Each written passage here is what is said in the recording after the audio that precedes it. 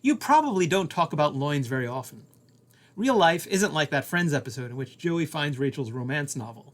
Yes, my book The A to Z of the New Testament includes Friends references too.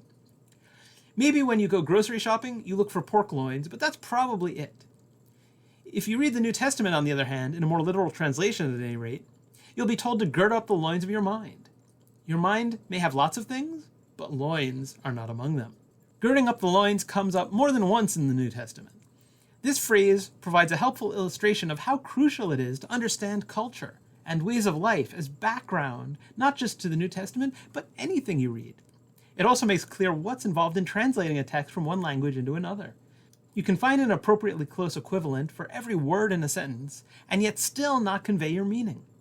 As someone who studies the New Testament, writes books, and tries to teach audiences that don't know a lot of the things that I know about biblical languages or ancient culture, I've spent a lot of time thinking about these kinds of differences. I not only tried to clarify things like this by writing the book, The A to Z of the New Testament, but I've tried to write a book that's clear.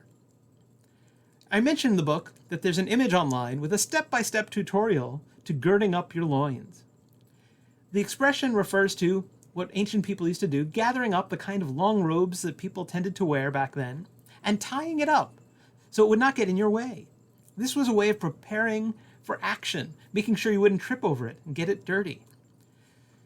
Because it's an idiom for preparing for action, that's why some translations say something like, prepare your minds for action, instead of gird up the loins of your mind.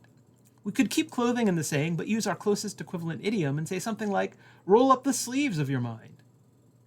There's a whole chapter that explores topics related to clothing. It's called Naked Truth and begins with something someone said in my Sunday school class once: Jesus didn't wear pants. Clothing differs from one culture to another.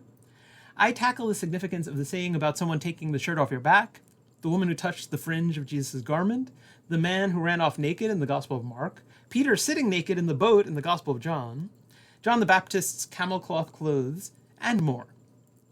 Did you see the expression on Joey's face when he read his advanced copy of the A to Z of the New Testament? What about Rachel's? You'll want to get yours too.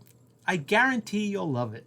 And don't worry, even though it has lots of new information about the New Testament, including things that may challenge your assumptions, all of that is presented in a fun and lighthearted way to make sure that you'll never need to put your copy in the freezer.